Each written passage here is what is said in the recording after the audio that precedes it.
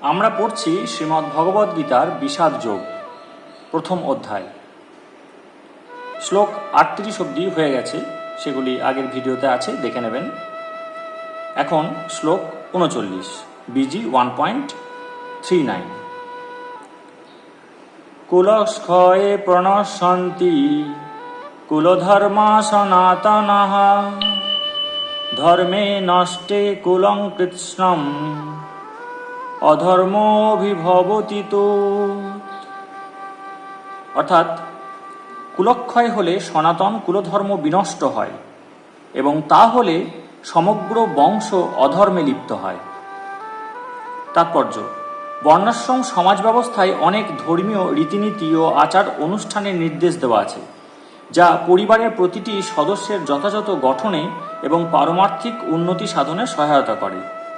পরিবারের প্রবীণ সদস্যেরা পরিবারভুক্ত অন্য সকলের জন্ম থেকে আরম্ভ করে মৃত্যু পর্যন্ত এই ধরনের শুদ্ধিকরণ সংস্কারের দায়িত্ব পালন করে থাকেন। কিন্তু এই সমস্ত প্রবীণ সদস্যদের মৃত্যু হলে শুদ্ধিকরণের এই সমস্ত পারিবারিক প্রথা বন্ধ হয়ে যেতে পারে, আর তখন পরিবারের নবীন সদস্যরা অধর্মোচিত আচরণে লিপ্ত হতে পারে এবং তার ফলে তাদের মুক্তির সম্ভাবনা চিরতরে নষ্ট হয়ে যায়। তাই কোনো কারণেই পরিবারের প্রবীণ সদস্যদের হত্যা করা উচিত নয়। এখন ঘটনা দেখুন, আমাদের বর্তমান সমাজে অর্জুন যেটা ভাবছে সেই জিনিসটাই ঘটছে, কিন্তু অন্যভাবে হচ্ছে। আমাদের পরিবারে আমরা আমাদের গুরুজন, বাবা মা বলুন বা জেঠু জেঠিমা বলুন বা দাদু ঠাকুমা বলুন, তাদেরকে সেইভাবে ধর্মচারণ করতে দেখি না। হ্যাঁ, ওই সন্ধেবেলায় শাক বাজানো, ঠাকুরকে একটু ধূপ দেখানো, এটুকুই। শাস্ত্র পড়া বা নিয়মের সাথে চর্চা করা এবং ভগবানের প্রতি যে সমর্পণ ভাব, সেই ভাবটা তৈরি করি না বলেই কিন্তু আমাদের সন্তানেরা এরকম উচ্ছৃঙ্খল হয়ে যায় এবং তারা অধর্মোচিত আচরণে লিপ্ত হয়। এখানে অর্জুন অন্য জিনিস বলছে, যে যুদ্ধের ফলে যদি এই সমস্ত বুজুর্গ অর্থাৎ বয়স্ক প্রবীণ মানুষেরা যদি মারা যান পরিবারের, তাহলে পরিবারে পড়ে থাকবে শিশুরা, অর্থাৎ যুবকরা এবং যারা বয়স্ক লোক তারা যুদ্ধের জন্য চলে এসছে, এরা সবাই মারা যাবে। পড়ে থাকবে শিশুরা, তাদেরকে সঠিক মার্গ দেখানোর জন্য কেউ থাকবে না, তাই অধর্মে ভরে যাবে। এটা মোটেও তাই ধর্মের কাজ হবে না, উনি তাই বিরত থাকতে চাইছেন। শ্লোক 40, অধর্মাভিভবত কৃষ্ণ প্রদূষন্তি কুলস্ত্রিয় স্ত্রীষু দৃষ্টাসু বর্ষেণ জায়তে বর্ণ সংকর। অর্থাৎ, হে কৃষ্ণ, কুলে অধর্মের প্রাদুর্ভাব হলে কুলবধূগণ কলুষিত হয়ে পড়ে এবং হে বাষ্ণেয়, কুলস্ত্রীগণ অসচ্চরিত্রা হলে অবাঞ্ছিত প্রজাতি উৎপন্ন হয়। দেখুন, এখন সিরিয়ালে দেখাচ্ছে একটি লোকের দুটি বউ, অর্থাৎ সে শহরে একটি বিয়ে করেছে, আবার অফিসের কোনো কাজে সে গ্রামে গেছে, সেখানে একটি মেয়েকে বিয়ে করে নিয়ে এখানে চলে এসেছে এবং একই ঘরে দুটি বউ থাকে। এসব দেখায় না সিরিয়ালে? এগুলোকে যতই আপনি প্রগতিশীল ভাবুন, প্রগতিশীল মানসিকতা ভাবুন, এগুলো আসলে ব্যভিচার, বাংলায় নোংরামি। তো এইরকম যদি দেখতে থাকেন প্রতিদিন, তখন আপনার মনে হবে যে এগুলোই বোধহয় সঠিক। আমরা যে ভদ্রভাবে আছি এক স্ত্রী, এবং আমাদের যে অন্য স্ত্রীর প্রতি কোনো বাজে মনোভাব নেই, এইগুলোই বোধহয় ভুল।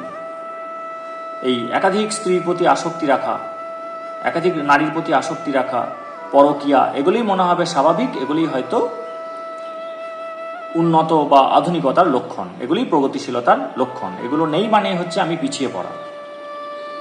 এবং এই ধরনের যদি ঘটনা ঘটতে থাকে, এরকম যদি অসৎ মানুষ হয়, চরিত্র যদি এরকম হীন হয়, তাহলে যে পরবর্তী যে প্রজন্ম জন্ম নেবে সেও কিন্তু ভালো হবে না।